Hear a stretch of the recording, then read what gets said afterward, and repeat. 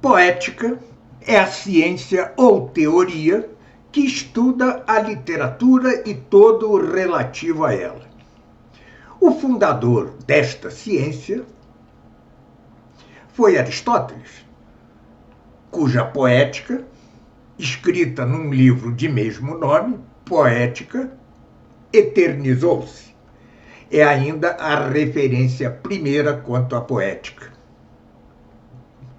Mas há outro nome que desenvolveu enormemente a poética, de maneira brilhante, ainda que de modo disperso ao longo de várias obras. E este homem é Chesterton.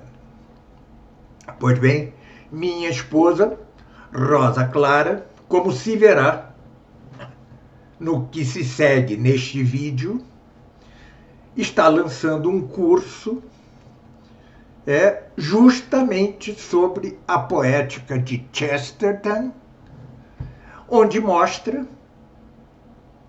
as contribuições deste grande inglês e seu aprofundamento da mesma poética de Aristóteles.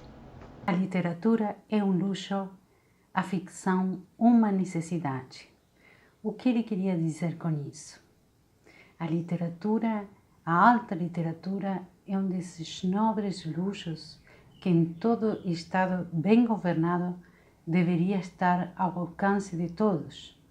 Deveria ser até um artigo de primeira necessidade, mas é um luxo no evidente sentido de que os seres humanos podem prescindir dele e mesmo assim ser toleravelmente humanos e toleravelmente felizes.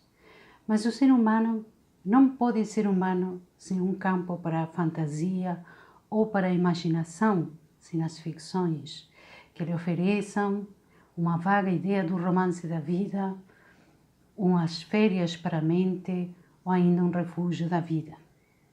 Todo ser humano sadio deve alimentar-se em algum momento de boa ficção. O ser humano tem apetite de ficção. Eu sou a professora Rosa Helena Noguet e no vídeo de hoje vamos falar de algumas das ideias de Chesterton sobre a literatura e fique até o final do vídeo porque vou falar também sobre nosso novo curso, A Poética de Chesterton, suas ideias sobre a literatura. A que ficções se refere Chesterton? Aos romances de aventuras, romances policiais, romances de capa e espada, faroeste, romances ambientados em épocas antigas, de cavaleiros, romances mais sentimentais, etc. O próprio Chesterton confessa que ele era um voraz leitor de romances policiais. E na época de Chesterton, como depois também, esses romances se vendiam em séries intermináveis e geralmente com os mesmos protagonistas em séries intermináveis. Bom, mas esta ficção, embora não seja de alta literatura, não tenha uma linguagem poética ou, enfim, uma prosa poética, estas ficções, segundo Chesterton, oferecem algum alimento ao homem. Chesterton diz: os homens necessitam de casas para viver, mesmo que não sejam de sublime arquitetura, necessitam de conversas, mesmo que não sejam de fina oratória, necessitam de histórias, mesmo que não sejam de literatura erudita. Contudo, essa ficção, para Chesterton, se baseia num punhado de verdades evidentes, de verdades, de truísmos, de verdades universais. A vasta massa da humanidade, com essa vasta massa de livros populares, nunca duvidou e nunca duvidará que a coragem é uma virtude esplêndida, que a fidelidade é nobre, que as damas aflitas devem ser resgatadas e os inimigos vencidos devem ser poupados. Há um grande número de pessoas cultas, diz o autor, que duvidam dessas máximas da vida diária. Estes livros, estas publicações correntes e comuns, expressam as verdades sobre as que se levanta qualquer civilização. Pois é evidente que, a menos que a civilização se construa sobre verdades, sobre truísmos, absolutamente não se constrói. Essa literatura romântica não é especialmente plebeia, é só humana. Os homens correntes sempre serão sentimentais, já que um sentimental não é mais que um homem que tem sentimentos e que não se preocupa especialmente em inventar novas maneiras de expressá-los. E, em definitivo, o que redime a literatura de ser uma trivial descrição de fatos são as aspirações das personagens. Da mesma forma, a pura beleza ou a linguagem poética, especialmente na narrativa, despojada de aspirações, mesmo que sejam tênues, também resultaria vazia. É necessário que exista um coração em algum lugar, uma pegada humana, uma aspiração, um gesto da alma, por tênue que seja. Mas para Chesterton, estas ficções também lhe dão ao homem uma ideia do romance da vida ou um sentido romanesco da existência. Essa necessidade geral, essa fome de ficção, está relacionada com as coisas mais profundas do homem e com o mais estranho que ele tem, que é ser homem e estar sem se propor a isso neste mundo. Essa ficção dá ao homem um sentido romanesco da existência, pois reflete a aventura da vida, os sonhos profundos, os ideais, as adversidades, as emoções e as descobertas. Fala frequentemente de um coração e de uma luta. O herói, diz Chesterton, é aquele que não controla tudo. Se ele controlasse tudo, não seria o herói. A vida é uma aventura porque está cheia de fatos imprevisíveis, de riscos, de esperanças. O instinto da aventura entre os jovens, diz Chesterton, é um alto instinto espiritual e moral, que não requer ser anulado nem evitado. Uma vez que é a mãe de todos os viajantes, missionários, cavaleiros errantes e madrinha dos valentes.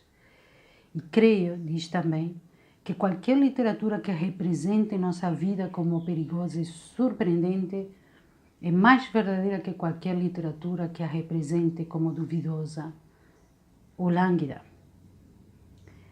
Cada dia o homem comum escreve nesses grandes diários de sua alma que chamamos romances populares um evangelho mais adequado e mais simples que qualquer desses brilhantes paradoxos éticos que aqueles que seguem as modas adotam com a mesma frequência que mudam de chapéu. A simples necessidade de algum tipo de mundo ideal em que personagens fictícios desempenhem um papel é infinitamente mais profunda e mais antiga que as regras da boa arte e muito mais importante. A ficção, para Chesterton, é algo primitivo, anterior aos cânones literários.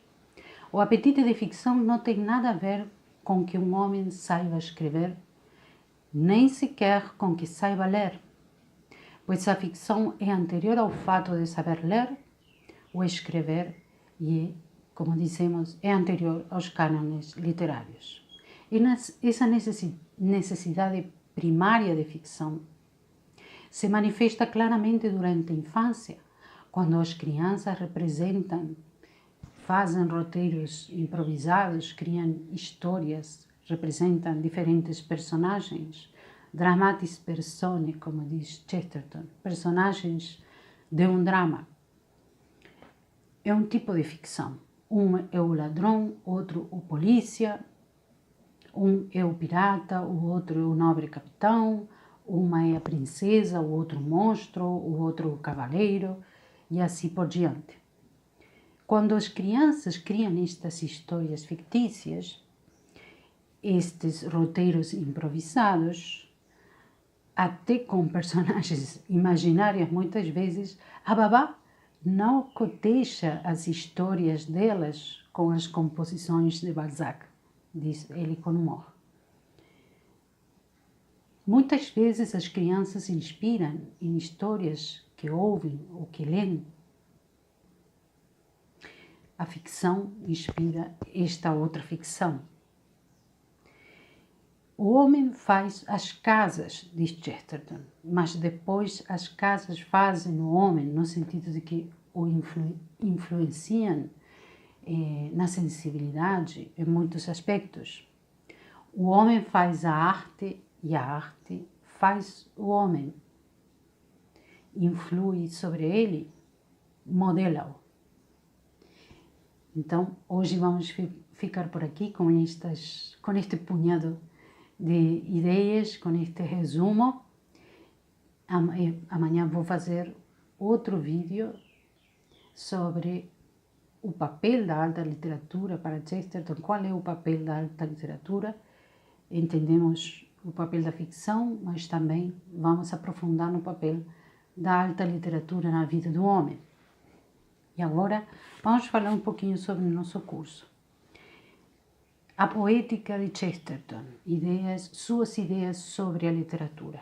Chesterton não escreveu um único volume onde condensasse todas as suas ideias sobre a literatura. Então temos que ir extraindo de um artigo, de aqui, de lá, de uma biografia, porque Chesterton, além de crítico literário e autor de ficções, ele era realmente teórico da literatura. Mas temos que um pouco costurar ideias que aparecem num lugar, no outro. Falaremos sobre a natureza e função da literatura, algumas ideias gerais de Chesterton, as correntes estéticas do fim do século, da época de Chesterton, que aparecem no fim do século XIX e se estendem além do século, nas primeiras décadas do século XX. Por exemplo, simbolismo, decadentismo, esteticismo, naturalismo. Muitas destas correntes estéticas estavam influenciadas por filosofias, Schopenhauer, Kant, Nietzsche. Sobre isso falaremos um pouquinho. Depois veremos as ideias centrais de Chesterton quanto aos fins da literatura, maravilhamento, sentido romanesco da existência, que falamos um pouquinho hoje, o valor humanizador da literatura, o lema de Chesterton, amar para transformar, de que forma isso aparece na literatura, impressões da eternidade ou insinuações da eternidade, outro ponto. Todas as necessidades nobres do ser humano falam, diz Chesterton, a linguagem da eternidade, mesmo que a literatura não seja religiosa, deixa essas impressões que podemos chamar impressões da eternidade. Depois falaremos de Chesterton e o gênero policial e, por último, das grandes criações de Chesterton, as grandes ficções, as personagens tese de Chesterton, porque muitas de suas personagens encarnam teses e, claro, do Padre Brown. Então, tudo isto será ilustrado com, a parte mais teórica será ilustrada com textos da grande literatura. E, se você quiser participar do curso, inscreva-se no link da descrição ou entre no nosso grupo de WhatsApp.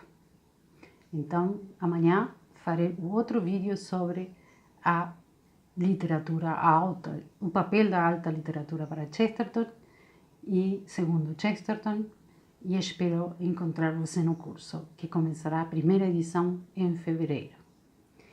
Nos vemos, até a próxima!